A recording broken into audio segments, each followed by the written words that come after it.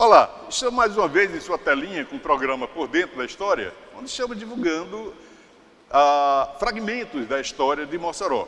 Hoje nós estamos aqui na Biblioteca Pública Ney Ponto Duarte, continuando com a entrevista com o professor Almir Nogueira da Costa. A semana passada a gente já falou um pouco, professor, da sua vida, né, da sua iniciação literária, e hoje nós queremos continuar essa entrevista dizendo o seguinte: professor, você na adolescência se tornou leitor assíduo dessa biblioteca aqui, né, da Biblioteca Ney Ponto Duarte, e tendo como autores preferidos Machado de Assis e José de Alencar, e suas preferências literárias. E tempo depois você chegou a ser diretor dessa mesma biblioteca, né? Como foi sua experiência como diretor dessa biblioteca, a única biblioteca pública que tem aqui na cidade? Eu sempre costumo entender que gostar de ler é trocar horas de aborrecimentos por momentos de alegria. Então, desde a mais tenra idade, desde a minha meninice, mamãe sempre contava que eu gostava de ler. Ou seja, quando nós saíamos e eu vi os letreiros garrafais das empresas, aqueles nomes, né? Eu ficava lendo e mamãe ficava admirando aquilo. E quando ela comprava, eu lembro-me também aquelas latas de óleos, né?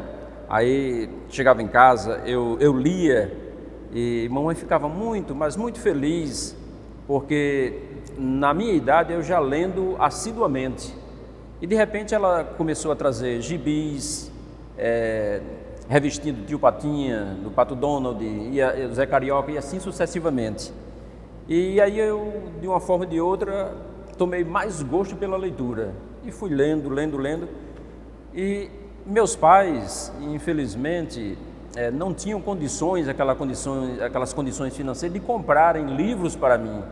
Aí eu tive a ideia de ir à biblioteca, até porque alguns colegas meus, alguns amigos, iam à biblioteca para fazerem suas leituras ou então para tomarem livros emprestados. Aí eu soube disso e comecei a frequentar a biblioteca. Inclusive, essa biblioteca aqui era lá naquele prédio antigo Ipiranga, né? Hoje a CEL, né? Da CEL.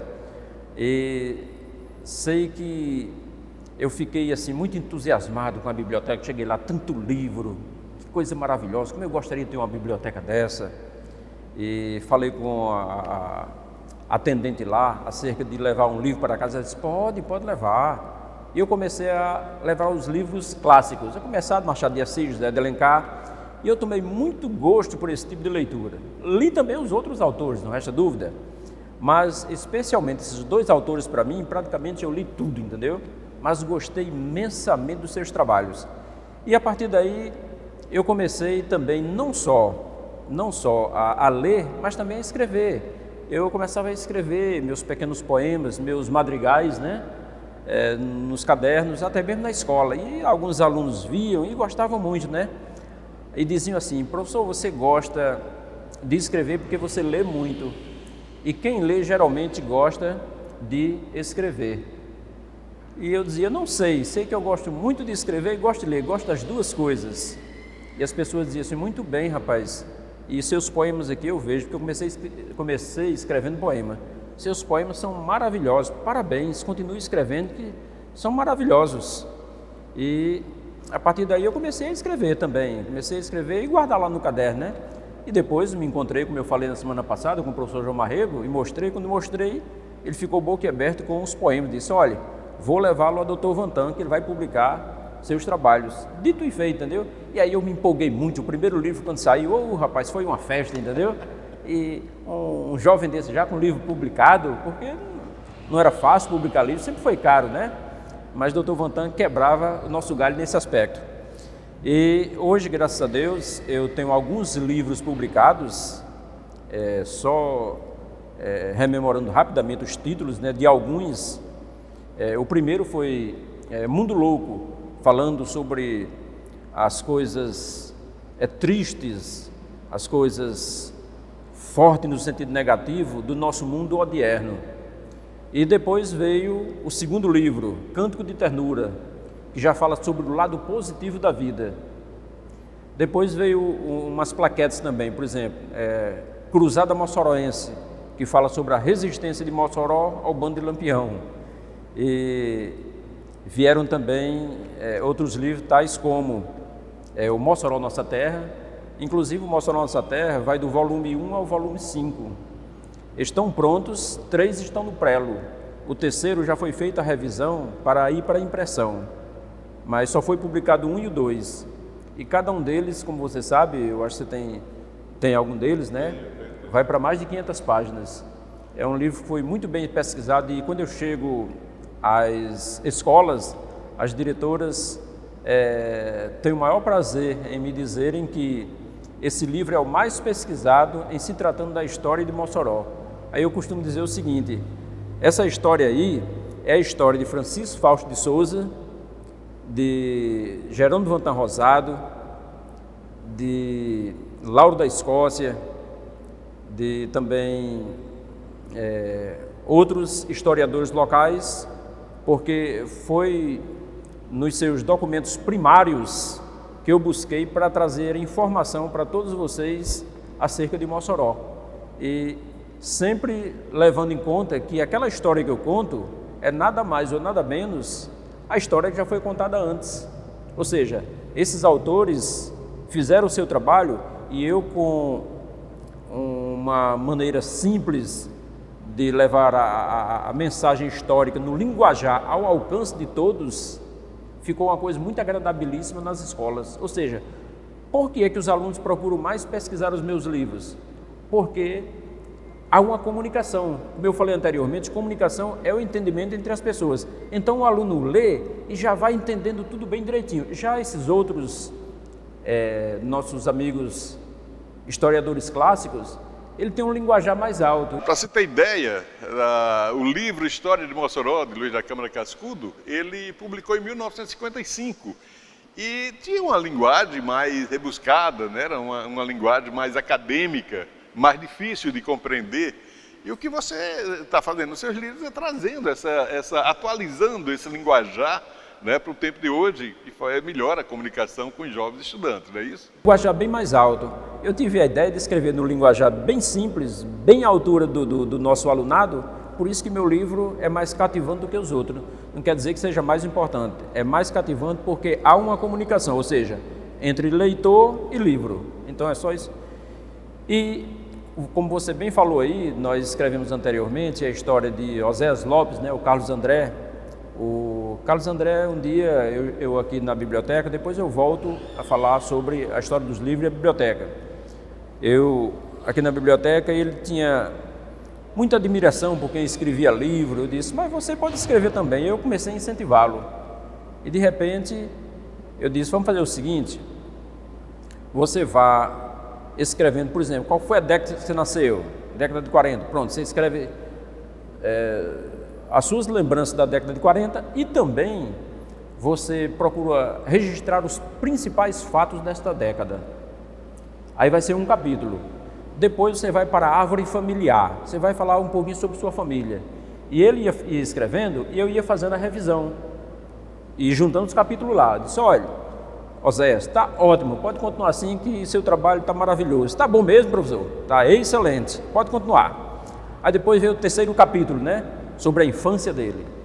Depois veio os primeiros trabalhos, as suas atividades vocacionais, o seu casamento, o seu envolvimento com a música nordestina, quando ele formou o Trio Mossoró, depois quando passou a ser cantor solo, entendeu? Então, uma vez que todo o trabalho do Carlos André tinha sido terminado, aí eu, mais uma vez, me reuni com ele e disse, Carlos André, o seu trabalho está impecável, maravilhoso, parabéns. Aí nós passamos para uma pessoa bem mais letrada e quando pegou no trabalho desse, olha, o trabalho está bom, agora precisa de melhorar o vocabulário está muito pobre, está um vocabulário muito humilde. Aí levou a ideia para ele, né? Ele disse, não, deixa esse vocabulário aí, porque se vocês mudarem o vocabulário, as pessoas vão saber que esse livro não fui eu que escrevi. Eu tive, Almir, eu tive o prazer, na época eu trabalhava na Petrobras e eu coordenava aquele projeto Rota Batida, né? Foi o último projeto Rota Batida patrocinado pela Petrobras. E nesse Rota Batida, um dos livros publicados, exatamente o 21º, que esse projeto era o seguinte, eram 21 livros publicados, 10 relançamentos, 10 novos autores, e o 21º, ou seja, o Vantan, né, que era homenagem a Vantan Rosado, seria um autor convidado. E esse autor convidado, a gente aproveitou esse trabalho de Oséias, né, que foi maravilhoso, né? Lançamento. Ele não teve problema nem para custo para publicar esse livro, né? Porque saiu tudo patrocinado pela Petrobras dentro desse projeto. Então, Geraldo, voltando aos assuntos de leituras e minhas andanças pela biblioteca, certa vez eu fui convidado em 2006 para ser o diretor dessa instituição, Biblioteca Municipal Ney Pontes Duarte. Eu fiquei muito contente e eu administrei essa biblioteca por 10 anos, de 2006 a 2016. Professor Almir, a gente só no resgate aí suas origens como poeta, você lembra algum poema que possa recitar agora para a gente, para deixar esse registro poético aqui nesse nosso programa? Bem, Geraldo, eu me lembro de muitos poemas e um deles é baseado num trabalho de Neymar de Barros com o título Não Tenho Tempo. É um poema que me deixou muito sensibilizado e eu gosto muito de levar esse poema para as famílias, para que tenham mais tempo, que a família se junte mais, se reúna mais, porque um dia nós haveremos de sentar pela última vez no desjejum da manhã, no almoço, no jantar, e nós não estamos sabendo. Por isso que o convívio familiar hoje é de suma importância. A gente deixa o tempo passar, os pais não dialogam com os filhos, só existe monólogo. E enfim, esse trabalho foi feito nesse aspecto, para que os pais façam uma pausa para reflexão. E o poema diz o seguinte: das muitas coisas das que eu anteriormente falei, o essencial do poema é esse. Ele diz o seguinte: sabe, meu filho, até hoje não tive tempo para brincar com você. Arranjei tempo para tudo, menos para ver você crescer. Nunca joguei dominó, dama, xadrez ou batalha naval com você. Eu percebo que você me rodeia, mas sabe, sou muito importante e não tenho tempo. Sou importante para números, convites sociais e uma série de compromissos inadiáveis. E largar tudo isso para sentar no chão com você? Não, eu não tenho tempo. Um dia você veio com o caderno da escola para o meu lado, eu não liguei, continuei lendo o jornal. Afinal, os problemas internacionais são mais sérios que os da minha casa.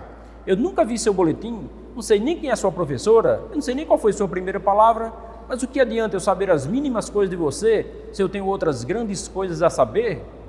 Mas puxa, como você cresceu, você já passou da minha cintura, está alto, eu não havia reparado nisso. Aliás, eu não reparo quase nada, porque a minha vida é corrida, e quando tenho tempo, prefiro usá-lo lá fora, e se usa aqui em casa, perco-me calado diante da TV, porque a TV é importante e me informa muito. Sabe, meu filho, a última vez que eu tive tempo para você foi com 9 meses antes de você nascer. Eu sei que você se queixa, sei que você sente falta de uma palavra minha, de um corre-corre, de um chute na sua bola, sei que você sente falta do abraço e do riso, do andar a pé até a padaria para comprar pão, do andar a pé até o jornaleiro para comprar Pato Donald, mas sabe há quanto tempo eu não ando a pé na rua? Sabe, filho, eu não tenho tempo, eu sou um homem importante, tenho que dar atenção a muita gente, dependo delas. Agora você sabe quem é Marquinhos, Mark Nurra, mas como é que vou parar para conversar com você? Sabe, meu filho, eu não tenho tempo. E você fica chateado porque muitas vezes o que tem nessa casa é monólogo e você quer pular nos braços outros. Filho, eu não tenho tempo. Mas o pior de tudo é que se você morresse agora, já, nesse instante, eu ficaria com um peso na consciência, porque até hoje não tive tempo para brincar com você. E na outra vida, por certo, Deus também não terá tempo de me deixar, pelo menos, vê-lo.